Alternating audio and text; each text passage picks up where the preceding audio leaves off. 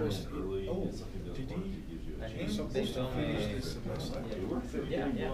I saw him just now. If it's about an LED Popular grading, man. just Yeah, I think it was. Yeah, because I already have somebody that's going to set up the VMs, and I have somebody that's gonna help the It's VMs. good, it's about, So he's the trying to earlier get we his can PhD. get it. no, I mean, are you waiting for everybody to submit their project and grade, or just like? Yeah, it will go. It's gonna be in official questions as they come in. Okay, and the paper should be, the grade for the paper. So you had I'll take, yeah, the grade for the conversation. paper is gonna come in as we go. Oh, okay. Yeah. We do not have class on Yeah, me too, Wednesday, we tomorrow. do have class on Monday. So how much of our Most of the people there were people working. So all of these things, so the extra ones are worth 1. Nobody does. The first one would be worth like 12. Why would I? What? I mean, the first one would be like worth 12 because it's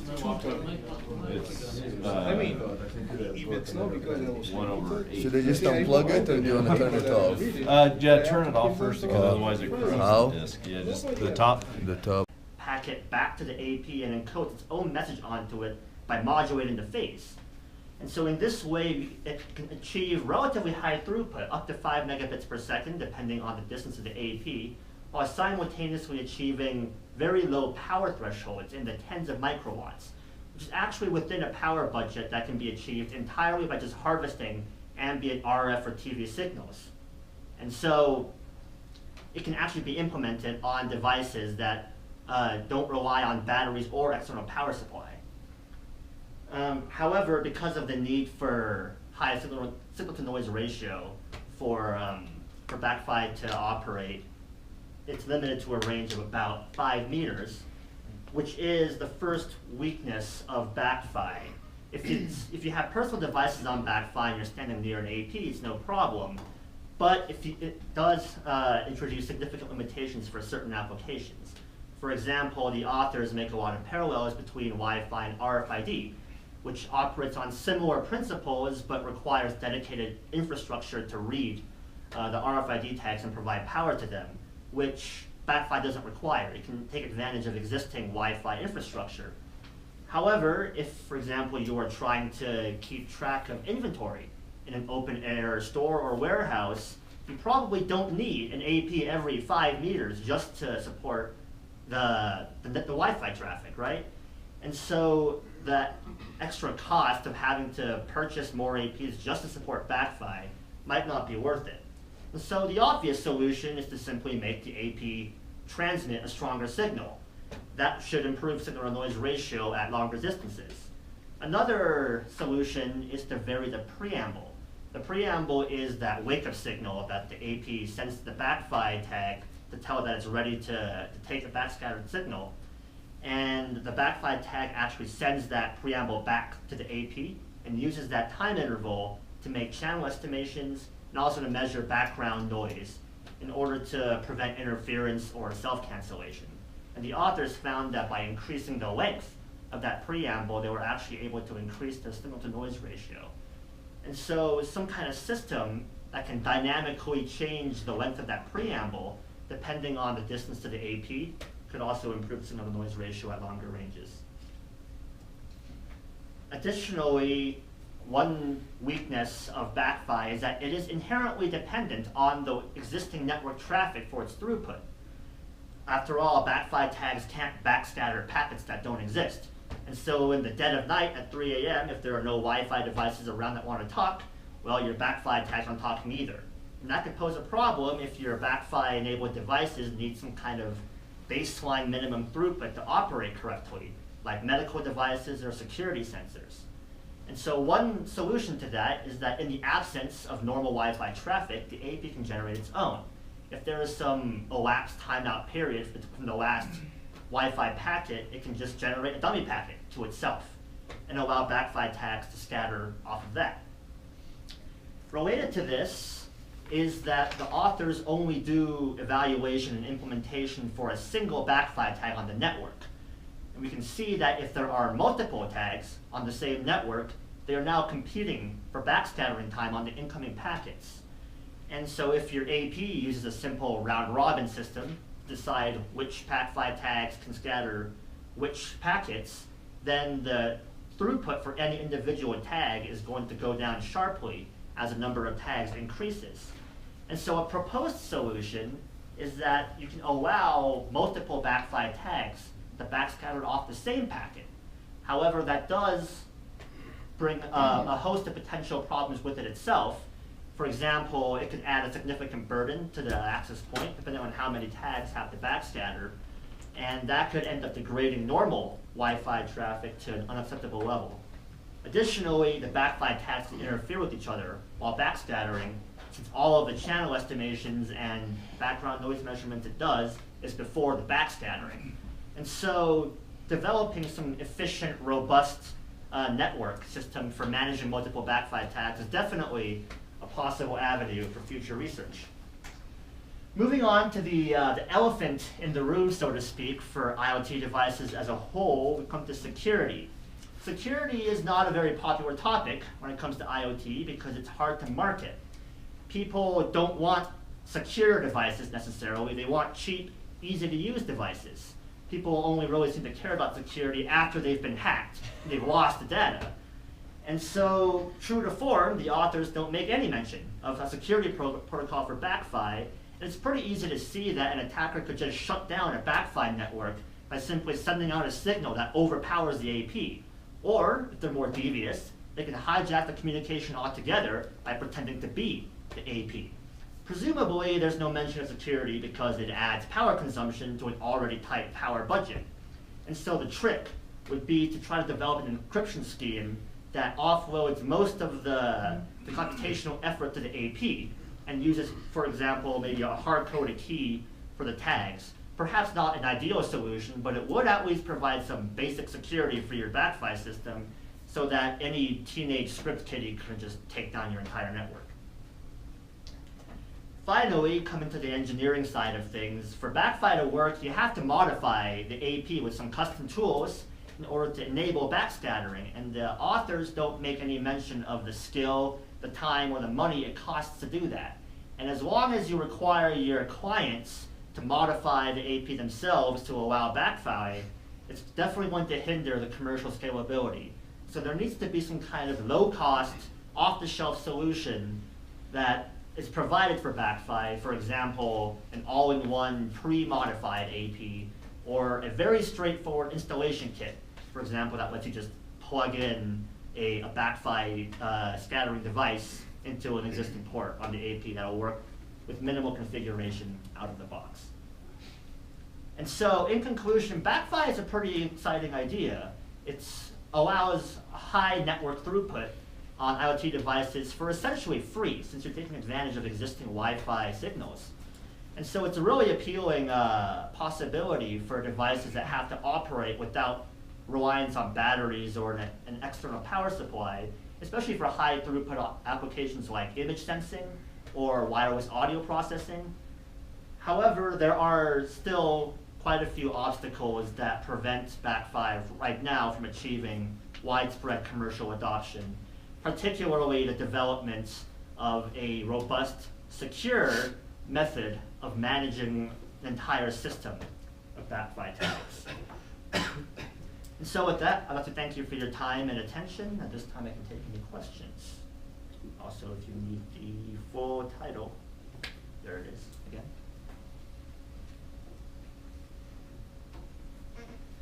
Any questions? Did they go into, in the paper, did they address any I mean, there's a driving factor that you can have IoT devices that, and there's certainly a lot of effort in the industry to create IoT devices that consume, they have no battery, they consume ambient energy in the air. So I think it's interesting for that perspective. But the nearness of the access point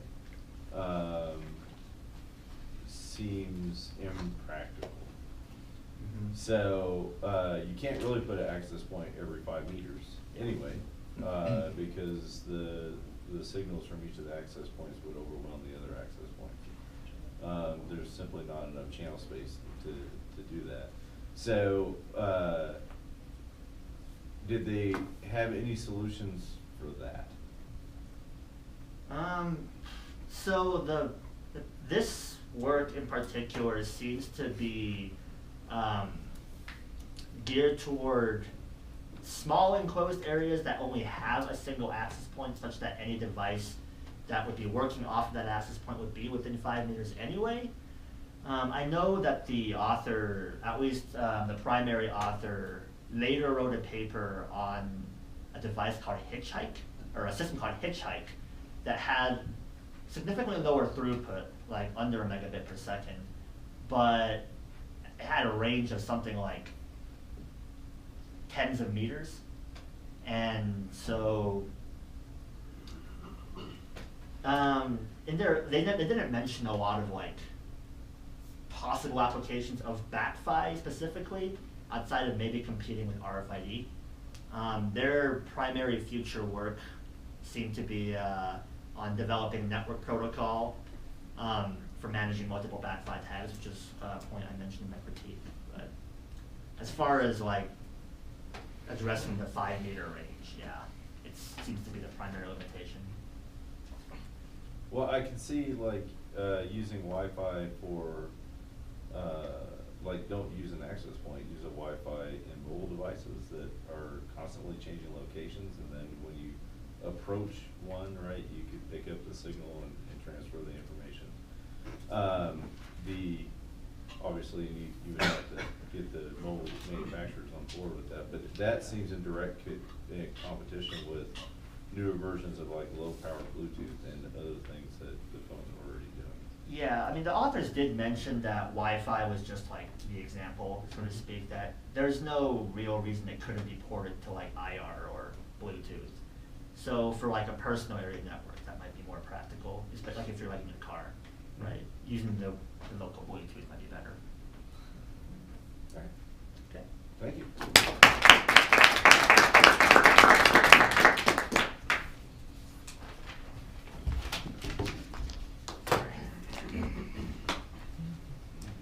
Is it really just 3 tonight? Just 3. So I have like 45 minutes. How you like me now? I saw Alright, like here's some my scared presentation. eyes like, no. Here's my I am a presentation. talker if you guys haven't figured out. Oh, good. Yeah, this is my current one.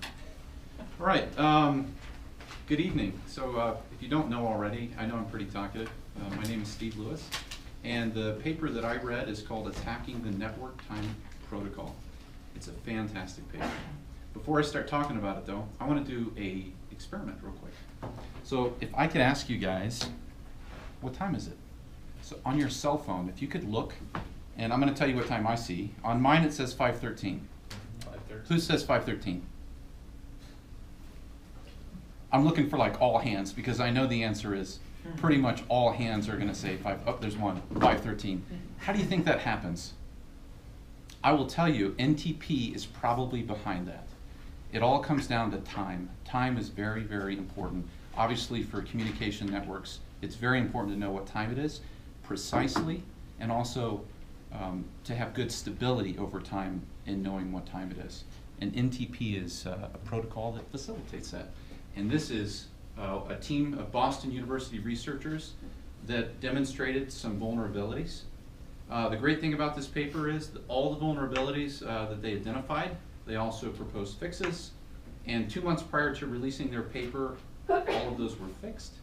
Or actually, I should say, from the time they notified authorities about them, it took 2 months, and then the paper came out publicly and they had all been fixed. So that's good news. So don't try these at home. So, oh, I forgot. It's funny, I'm so used to using my clicker. I used mine.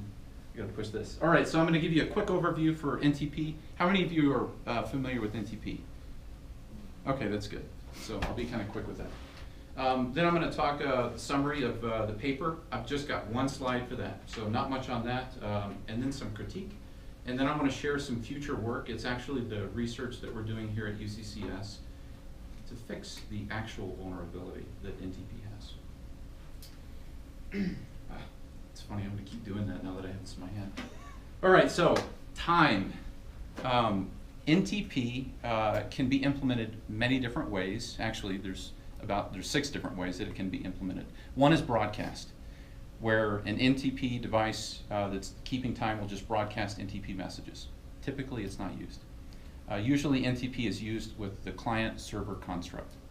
NTP servers are not all created equal, and they're divided into what's called stratum, and it's based on the accuracy and stability of their ability to keep time.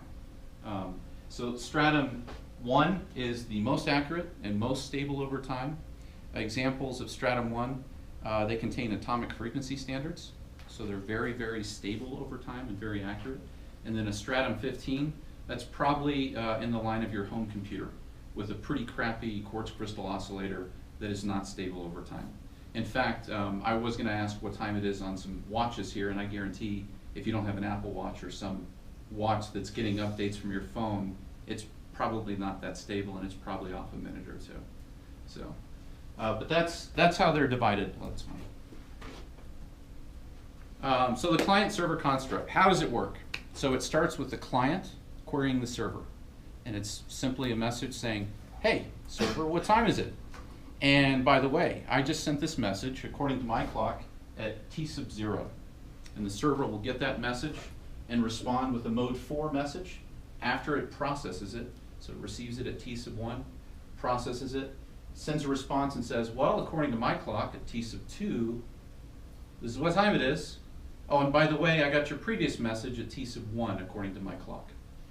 Performs these very basic equations, super simple, just to solve how much offset and what the round trip delay is so that it can steer its local oscillator to that known trusted source.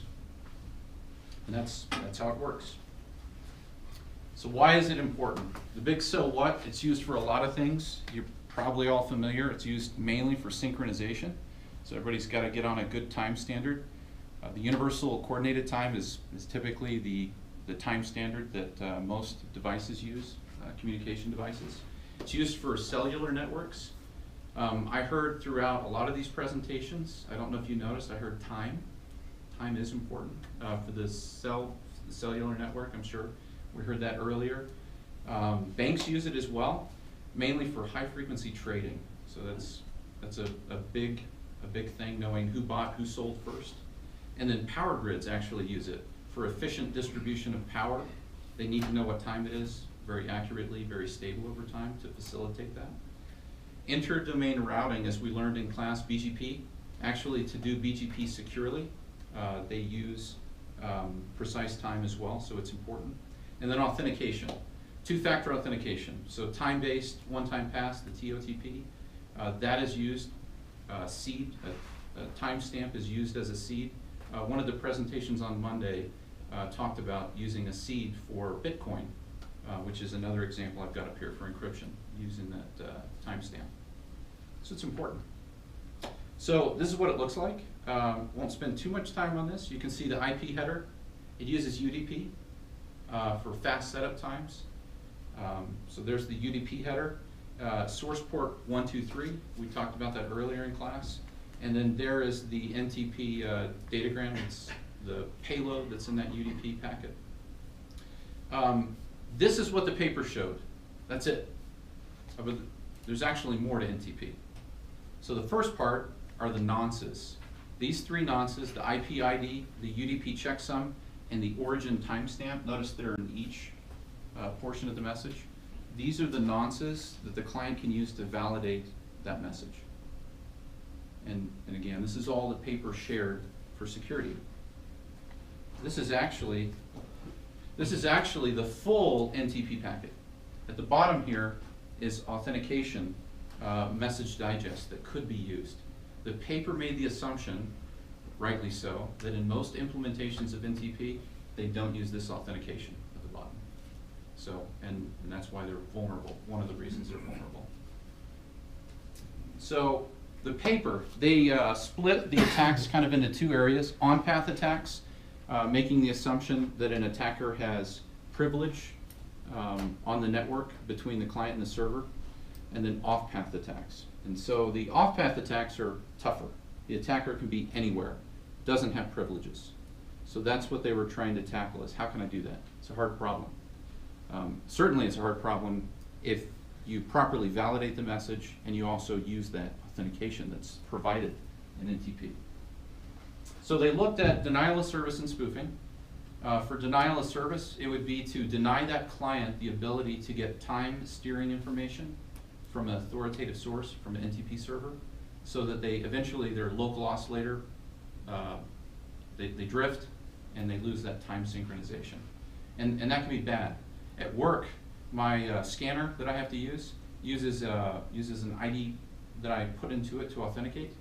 The bad thing is its clock doesn't get an update from NTP. So every month it gets 3 minutes off, and once it's past 3 minutes, the timestamp to authenticate doesn't work. And everyone goes, oh, my scanner doesn't work, I can't work today. And it's just that time thing. So that's denial of service. And then spoofing would be, this is the tough one, is to spoof those packets, that time steering information, that T sub 0 through T sub 4, so that the client gets a bad steering. Steer them back in time or forward in time. And things that you could do with that, a DNS server cache, it's good for maybe a month. I could steer it past that month, it expires, it dumps it, and now I've just eaten up some network resources. So they talk about how to do that.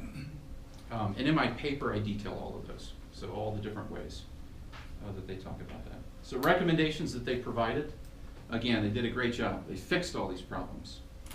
They recommended, hey, use the NTP authentication. It's okay, I got it. It's right here. So just listen to me if this disappears. So anyway, use that NTP authentication. Can't emphasize that enough, but I get it. It's, you know, it takes some resources to deal with the keys and the distribution and whatnot. The second is don't allow fragmentation lower than or equal to 68 bytes. And the reason is one of their attacks, the spoofing off-path attack, relies upon forcing fragmentation so that it's not a perfect solution or a perfect attack, but so that the client then attempts to reassemble and reassembles each part of the spoofed message, so each of those nonces, giving it the ability to actually be accepted. But it didn't always work in every example attack that they performed. The third, hey, this is what we all know, follow your system spec. So RFC 5905 is NTP version 4. Follow the thing. There's actually a lot of other ways besides the nonces to validate the messages. So, and that's in the paper. And then the last is careful use of NTP daemon restarts. And the reason being, there's certain times when a client is more vulnerable to an attack, because time steps are only allowed to be so big. So when an NTP daemon first starts, it will accept a larger jump in time, and so it's vulnerable. I can jump it way ahead in time and it will accept it.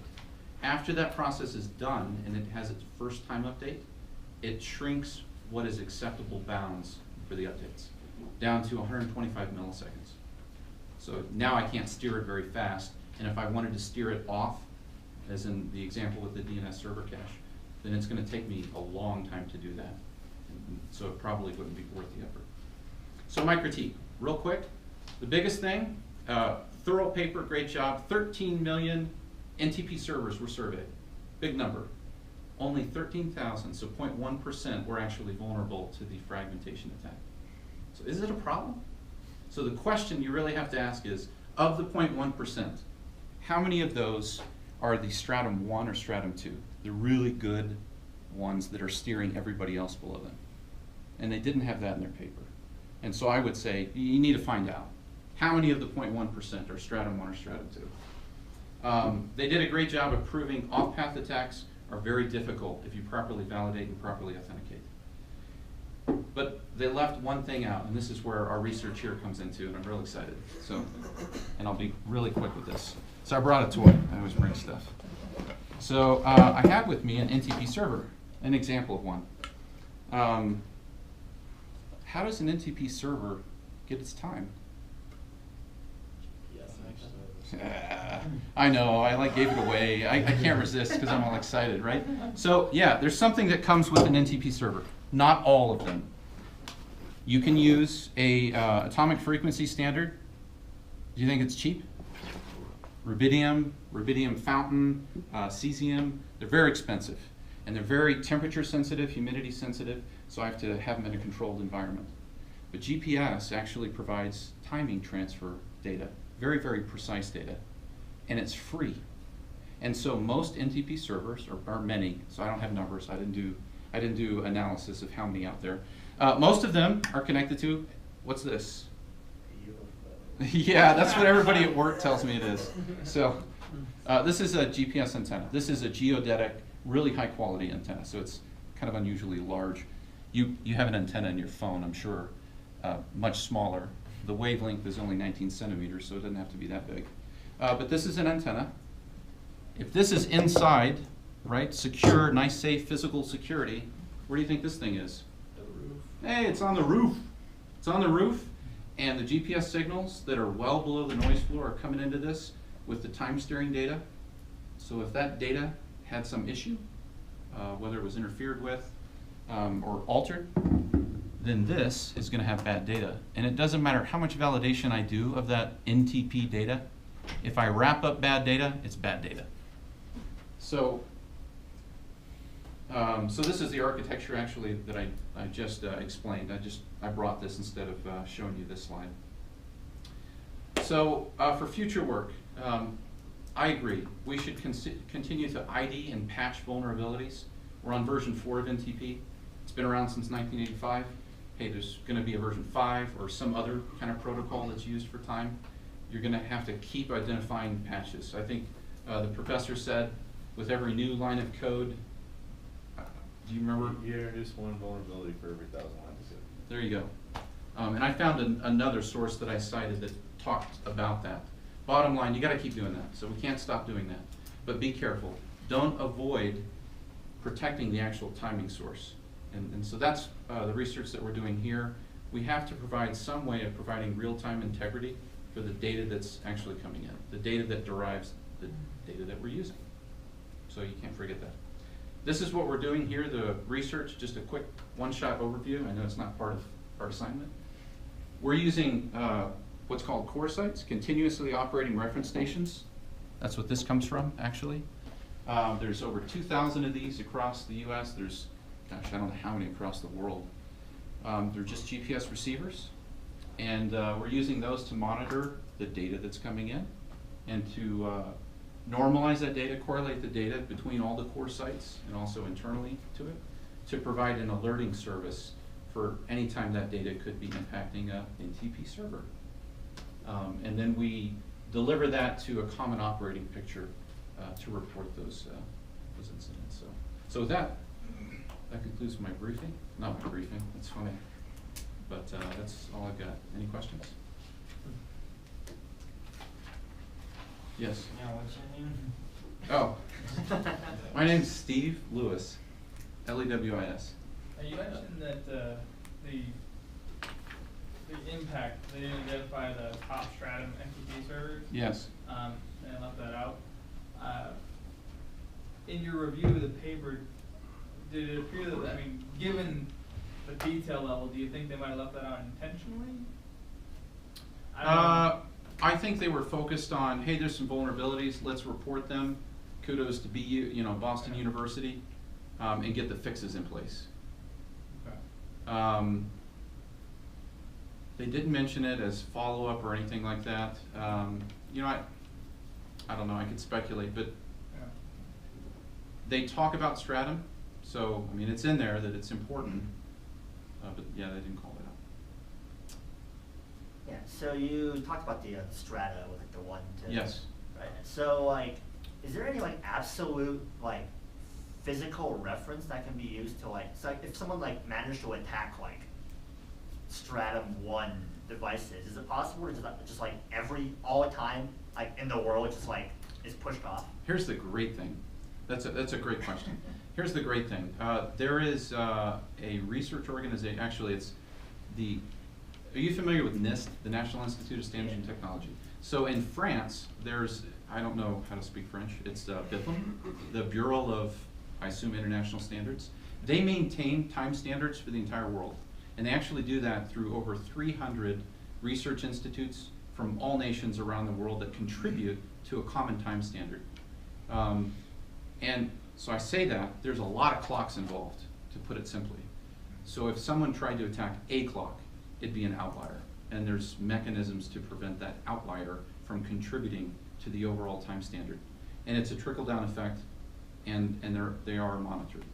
So it'd have to be a really dedicated guy that attacks everything somehow. Yeah, everything, across the world, yes, Also and make a lot recognize of you have people to- mad. You have to attack the communication part of that, because the atomic clock is solid and immutable. So you'd have to attack the infrastructure around that atomic clock to misreport the data, right? Yes. You can't. And the great thing, I mean, let's say it's GPS style, and I mess with the GPS part, if it has a local, so the really good ones have local atomic frequency standards, they can still mark time for actually probably billions of years before they're off too much. A lot of it depends on the applications. A lot of applications like banks, bank's a bad example, what's a better example? Banks actually. The requirement's only it used to be within 6 seconds, now it's down to a millisecond, I think.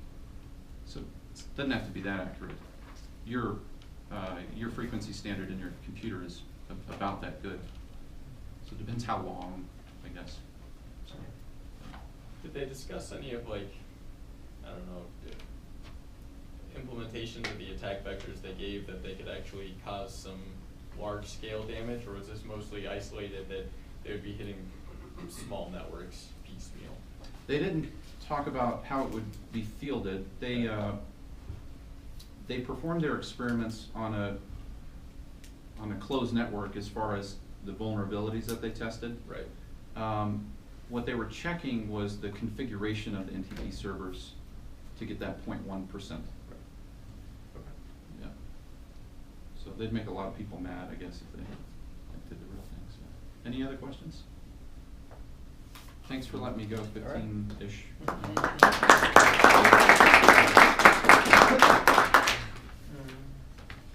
Oh, I made a do-it-yourself at home activity in the back. If you guys are interested to learn more about NTP, I don't know how to use this. For some reason, it's like slowly working. It's anyway, it's Windows and Linux based things that you can do to look at your own local oscillators performance, and you're steered to NTP servers. It'll show the stratum of the server you're steered to, and whatnot. So, if you're interested, it's in there. So. Thanks, Steve. All right, we get out early today.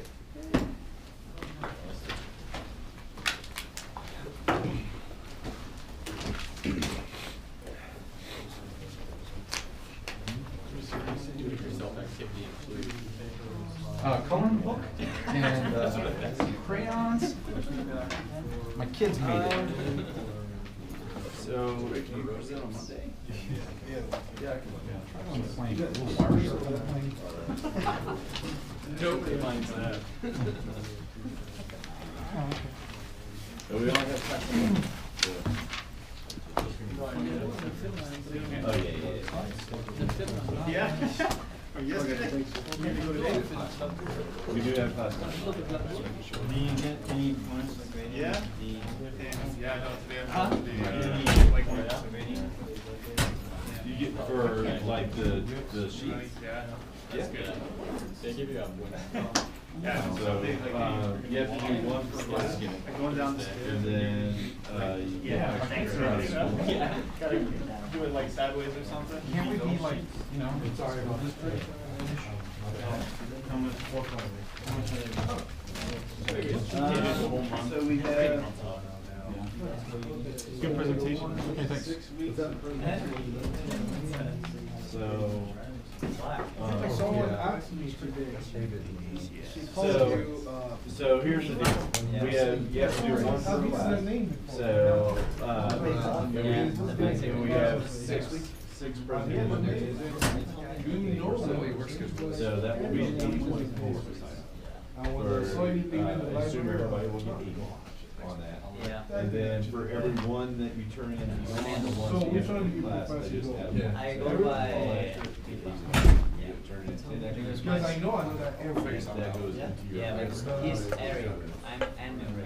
It actually makes. Which is like Henry in English. So, because we have 20 subjects, so. I have a shitty. Well, you have 101 every day, Yeah. so, but it's like 15 extra. I know that you are friends with Angel. Well, okay, so if you have 22 students, so you can't do yourself, so that's 21. You have a mandatory to do 6. Right, so that means that you're gonna have 15 points extra. Do you know about? Alberto, yeah. Ah, yeah, yeah. Should be I right. say it's And when you gonna have the? That's what, Tiago was in here